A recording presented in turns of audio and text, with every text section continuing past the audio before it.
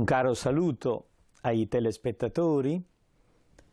Con questa conversazione iniziamo un nuovo ciclo di trasmissioni dedicate alla Sacra Scrittura. Abbiamo già parlato dell'Antico Testamento come della grande raccolta di libri che la tradizione ebraica ha consegnato alla comunità cristiana. Ma ne abbiamo fatto una presentazione veloce e complessiva. Penso che adesso convenga riprendere l'introduzione dedicando attenzione particolare ad alcune grandi pagine dell'Antico Testamento. Quindi, dopo l'introduzione generale, qualche approfondimento. Da dove partiamo? Potrebbe sembrare logico partire dall'inizio. Si potrebbe prendere la Genesi e cominciare a leggere. In genere i lettori fanno proprio così, prendono in mano la Bibbia e come se fosse un unico libro, aprono alla prima pagina e cominciano a leggere la prima pagina. Se fosse un romanzo sarebbe normale leggere dalla prima pagina in poi, ma la Bibbia è una biblioteca, è una raccolta di libri. E allora non si legge in una biblioteca seguendo l'ordine di collocazione, cominciando dal primo volume in alto e andando avanti. Si seguono altri criteri nella scelta. Abbiamo già visto che la parte primaria dell'Antico Testamento è occupata da 5 libri che noi chiamiamo Pentateuco, e gli ebrei definiscono Torah, cioè l'insegnamento, l'istruzione fondamentale. Il primo libro della Torah è la Genesi, ma il primo elemento della tradizione biblica non riguarda la creazione, bensì la liberazione dall'Egitto. Il primo libro della Bibbia è la Genesi, ma il testo fondamentale che caratterizza la fede del popolo di Israele e costituisce il fondamento anche della nostra fede cristiana è il libro dell'Esodo. Lì il Signore si è rivelato al popolo. Lì Israele ha cominciato ad essere popolo e ha fatto alleanza con il suo Dio. L'esperienza storica della liberazione dalla schiavitù d'Egitto è stato il punto di partenza della fede biblica. E allora noi iniziamo a leggere alcune pagine importanti dell'Esodo, testo fondamentale. Ma prima che esistesse il libro dell'Esodo, il popolo di Israele aveva delle tradizioni orali che conservavano il ricordo degli eventi e in qualche modo celebravano la gratitudine al Signore. Il punto di partenza è stato riconosciuto dagli studiosi moderni in un piccolo testo conservato nel libro del Deuteronomio e che i moderni hanno chiamato il credo storico. Cioè, si tratterebbe di un testo in cui si è condensata la fede del popolo di Israele. Lo troviamo al capitolo 26 del Deuteronomio, là dove si danno le indicazioni per l'offerta delle primizie. È una regola semplice che viene proposta ai contadini. Il pio agricoltore, dopo che ha raccolto i frutti della terra, offre la decima, noi diremmo il 10%, al Signore come segno di gratitudine. Con l'offerta delle primizie, il contadino si presenta davanti a un sacerdote e attraverso di lui offre al Signore la sua parte. Il libro del Deuteronomio insegna a pronunciare queste parole davanti al Signore. Mio padre era un arameo errante, scese in Egitto, vi stette come un forestiero con poca gente e vi diventò una nazione grande, forte e numerosa.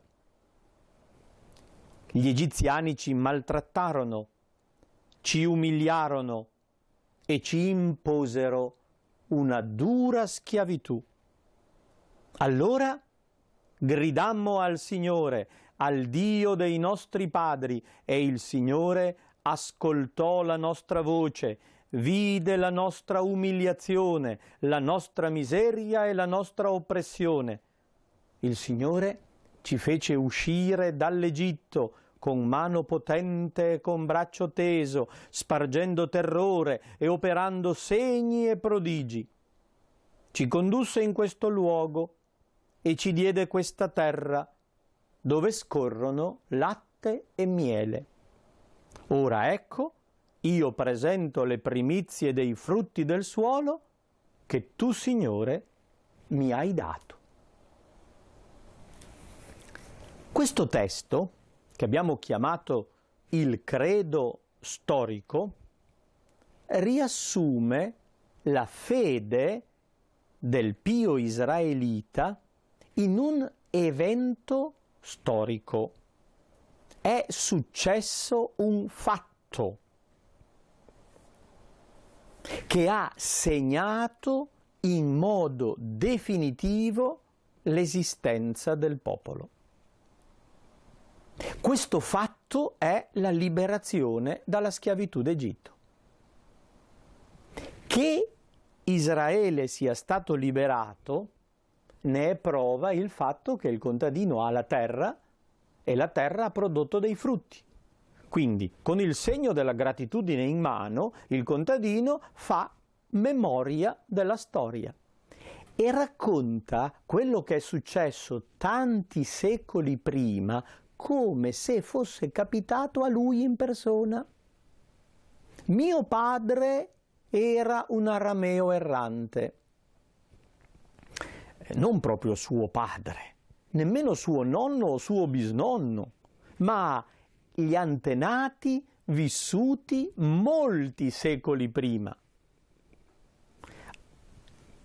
Arameo errante è un titolo che potrebbe essere applicato a Giacobbe, il patriarca, che si chiama anche Israele, il quale dà il nome al popolo stesso.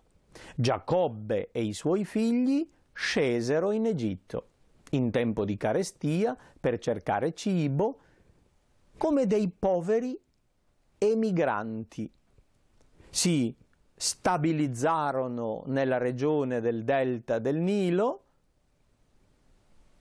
e molto tempo dopo, cambiando la situazione politica, vennero a trovarsi in gravi difficoltà. Furono oppressi dalla politica egiziana, gridarono al Signore e il Signore ci liberò. Il pio israelita che è sempre stato lì nella terra di Israele, ricorda come un fatto che lo riguarda personalmente la liberazione dalla schiavitù d'Egitto. Il Signore è intervenuto con mano potente e braccio forte e ci ha liberati. Ci ha regalato questa terra e adesso noi in questa terra ci siamo, la coltiviamo e per riconoscenza rendiamo al Signore la 10ª dei frutti per ringraziarlo di averci liberati e di averci regalato la terra. Questo è il nucleo primitivo della fede di Israele nel Dio dell'Esodo. Esodo è una parola greca che vuol dire uscita. Quindi, prima di essere il titolo di un libro, è una caratteristica della vicenda storica. Israele crede nel Dio che lo ha fatto uscire da una condizione di schiavitù. La fede di Israele è radicata nel Signore che libera. Quindi, prima di pensare al Dio creatore, Israele ha pensato, perché lo ha sperimentato, il Dio liberatore. Non semplicemente la libertà, ma l'intervento di Dio che ha cambiato la situazione.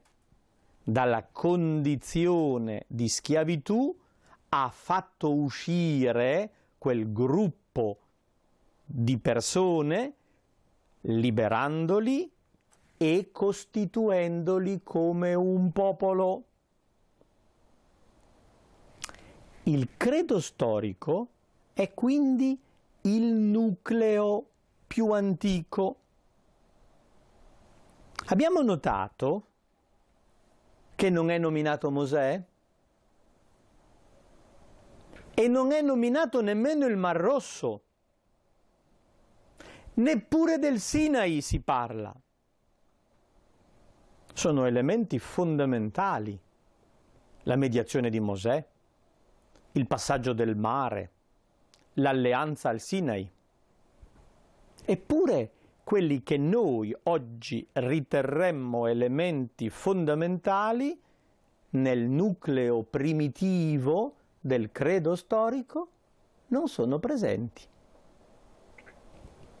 Allora dobbiamo comprendere come la fede biblica sia cresciuta, cioè gli uomini di quella tradizione sono maturati nel tempo e nei secoli e partendo da quel primo elemento fondamentale, Dio è intervenuto nella nostra oppressione, ci ha fatti uscire, ci ha liberati e ci ha regalato la terra, si inseriscono molti altri elementi importanti, come ad esempio il passaggio del mare.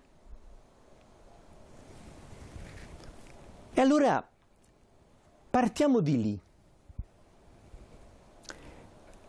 Non partiamo proprio dall'inizio dell'Esodo, ma partiamo dal capitolo 15. Cioè, prendiamo le mosse da un poema che celebra il Dio liberatore.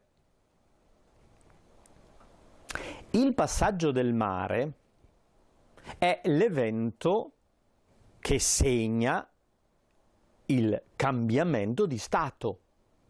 Da schiavi sono diventati liberi. Quel pezzo di mare è quasi un confine, è l'elemento che determina il passaggio da una condizione all'altra e quindi ha assunto una importanza simbolica fondamentale proprio per questo motivo. Ora, l'evento del passaggio del mare è raccontato 2 volte. Al capitolo 14 è raccontato in prosa, mentre al capitolo 15 è celebrato in poesia. Mi domando, in una tradizione culturale viene prima il racconto in prosa o il canto poetico? Le tradizioni dei popoli cominciano coi poemi, cominciano con l'epica. La poesia è un elemento più arcaico. Pensate ad una situazione elementare nostra. Da bambini non abbiamo cominciato a raccontare delle storie, ma ci hanno fatto studiare a memoria delle poesie. Il bambino che dice qualcosa in pubblico dice una filastrocca, rimata, ritmata, riesce a ricordarla bene. È un elemento primario. Prima di raccontare come andarono i fatti in quella notte del mare, hanno cantato l'episodio. Ma un canto, proprio in quanto poema epico, non racconta, non descrive i fatti in modo minuzioso, ma li evoca, li celebra. Soprattutto coglie un elemento simbolico importante. Ora, rispetto al capitolo 14, siamo convinti che il poema del capitolo 15 sia più antico. E allora partiamo da questo, che viene introdotto come un canto di Mosè e di tutti gli israeliti. Però, alla fine, dopo il versetto 18 che conclude il poema, troviamo al versetto 21 un altro testo molto simile, proposto come il ritornello, cantato da Miriam, la profetessa, sorella di Aronne, la quale prese in mano un tamburello. Dietro a lei uscirono le donne con i tamburelli e con danze.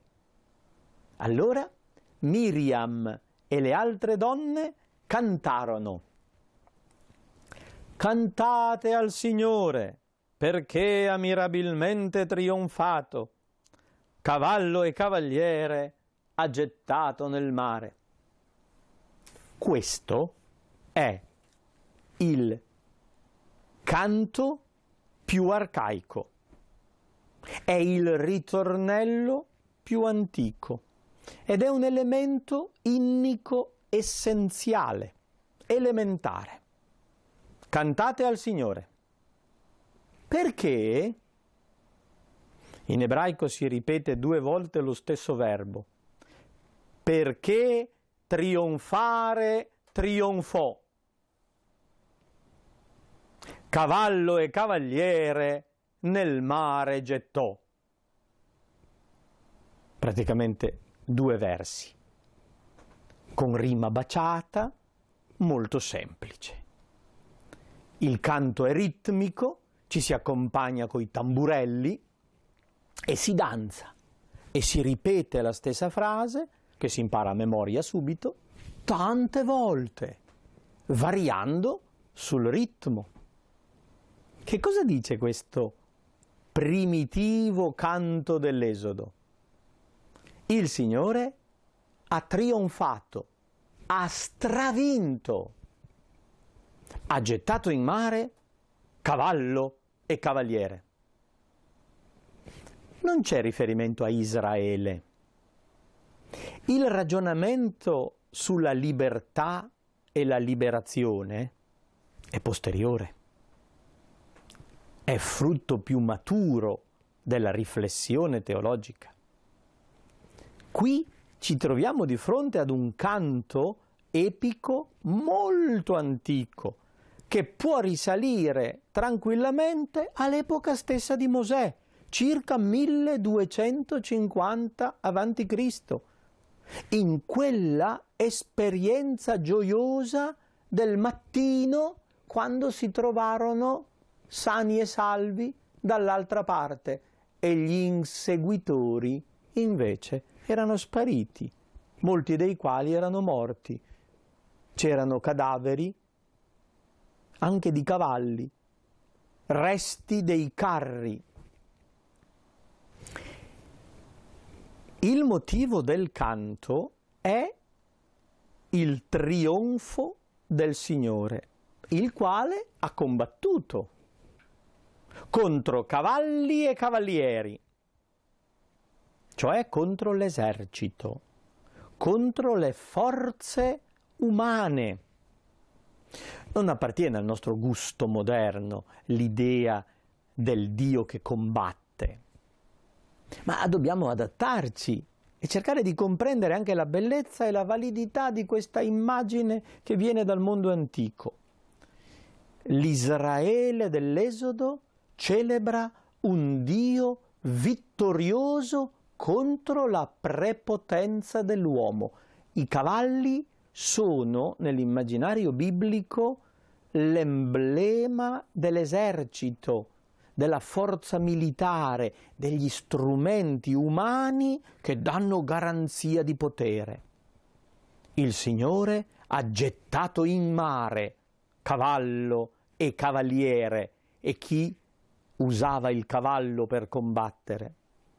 Ha gettato in mare, in fondo alle acque.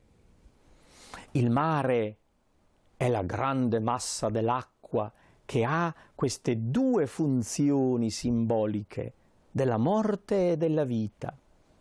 Attraverso le acque Israele è nato, ma nelle acque gli oppressori sono annegati.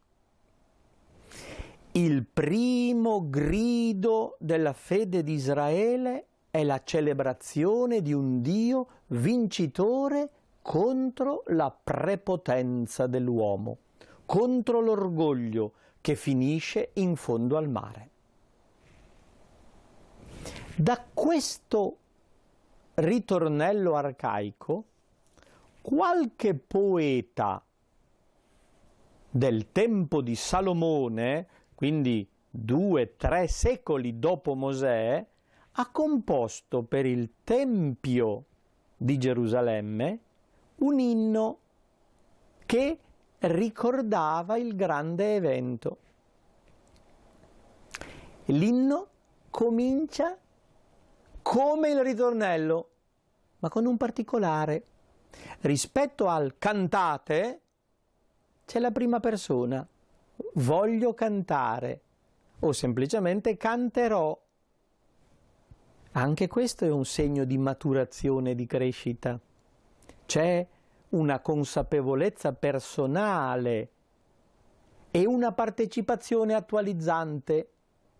Io, personalmente, voglio cantare in onore del Signore perché trionfare trionfò, cavallo e cavaliere nel mare gettò. Riprende tale e quale il ritornello arcaico, ma poi prosegue nella riflessione. Mia forza e mio canto è il Signore, Egli è stato la mia salvezza. È il mio Dio e lo voglio lodare, è il Dio di mio Padre e lo voglio esaltare. Notate il collegamento con la tradizione dei padri? È il Dio dei padri che ha compiuto quest'opera, ma è anche il mio Dio. Adesso io ricordo quello che è successo nel passato e lo attualizzo, lo sento come parte della mia vita. Il Signore è un guerriero. Addirittura in ebraico si dice Ish Milchama. Il Signore è un uomo di guerra.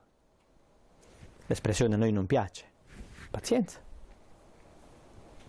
L'antico Israele invece lo dice con un tono fiero. Il Signore è un guerriero, è un eroe.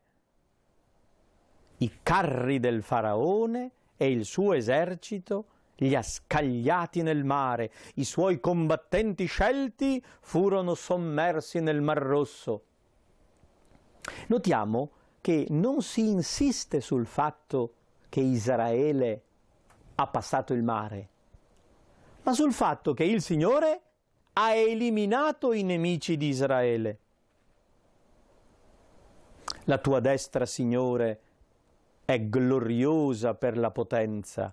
La tua destra, Signore, annienta il nemico, con sublime maestà abbatti i tuoi avversari, scateni il tuo furore che li divora come paglia. Al soffio della tua ira si accumularono le acque, si alzarono le onde come un argine, si rappresero gli abissi in fondo al mare. Dio ha soffiato, semplicemente, e ha alzato le onde, ha fatto gelare gli abissi. Il nemico aveva detto, notate tutti i verbi al futuro, sono i progetti dell'orgoglio umano. Inseguirò, raggiungerò, spartirò il bottino, se ne sazierà la mia brama, sfodererò la spada, li conquisterà la mia mano. 6 verbi al futuro.